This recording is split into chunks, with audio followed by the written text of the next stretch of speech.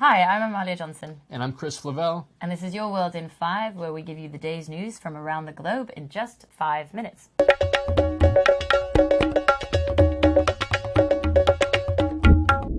We start today with the latest on the imminent swine flu pandemic, or maybe we should say the widespread nuisance formerly known as the swine flu pandemic. U.S. Secretary of Health and Human Services Kathleen Sebelius said Tuesday that the U.S. is no longer advising schools to close if one of their students catches the disease. Richard Besser, the acting director of the Centers for Disease Control in Atlanta, said the policy was changed because the virus now seems more mild than had originally been feared.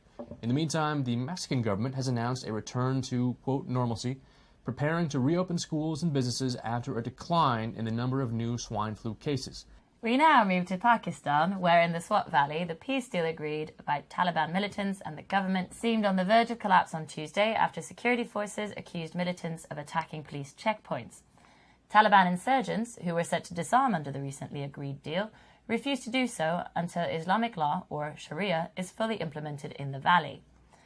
The Pakistani government now fears that up to 500,000 residents of the Swat Valley may be forced to flee if the situation continues to deteriorate and fighting intensifies.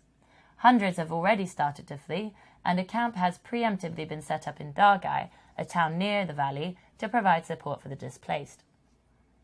Government officials are taking an active role, urging residents to leave, and regional experts expect a large-scale attack could commence within days.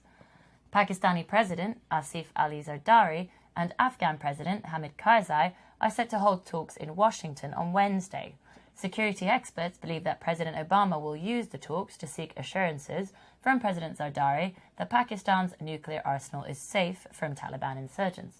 We turn now to Georgia, a tiny country at the crossroads of Europe and Asia, famous for its hospitality, its delicious cheese bread, and its total inability to play nice with Russia. On Tuesday, the Georgian government said that it had foiled a military plot to overthrow the government of Mikhail Saakashvili, the country's pro-Western president. Details of the alleged coup attempt are so far scarce, but the Georgian government says the move was coordinated with Russia, Georgia's northern neighbor. The news comes just one day before military exercises between Georgia and the North Atlantic Treaty Organization, or NATO, the Western military alliance that Georgia seeks to join.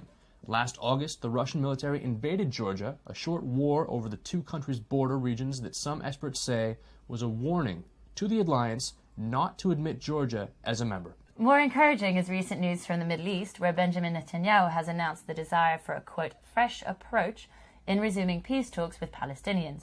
The Israeli leader said he would be willing to resume talks without preconditions and, more importantly, without delay. Meanwhile, in an interview with the New York Times, Khaled Meshal, the leader of Hamas, stated that the militant Palestinian group had ceased firing rockets into Israel, if only for the time being. During the extensive interview, Meshal further stated that his group aimed to be, quote, part of the solution, period. Though the group still refuses to recognize Israel, the Hamas leader has urged outsiders to ignore the Hamas Charter, which calls for Israel's obliteration, saying that it's 20 years old and that the group has since been shaped by its experience. The Hamas leader also reached out specifically to the U.S. administration and to President Obama himself, saying that his language was, quote, different and positive. Finally today, Canada, sweet, innocent, irreproachable Canada, has found its way into Europe's bad books. The European Parliament voted Tuesday to ban imports of seal products, an attempt to force Canada to end its annual seal hunt. In response, the Canadian government has threatened to challenge the EU's ban at the World Trade Organization unless Canada is exempted from the ruling. The government estimates the ban will cost Canada's 6,000 sealers about 6.5 million Canadian dollars, or half their annual revenue. But there are, of course, two sides to this story. Anti-seal hunt advocates counter that baby seals are incredibly cute, with big doughy eyes and soft fur, and how could anyone possibly want to kill anything so cute? You goddamn monsters, go to hell. And with that rant, that's it for us. I'm Amalia. And I'm Chris. Thanks for joining us. We'll see you next time. Bye-bye.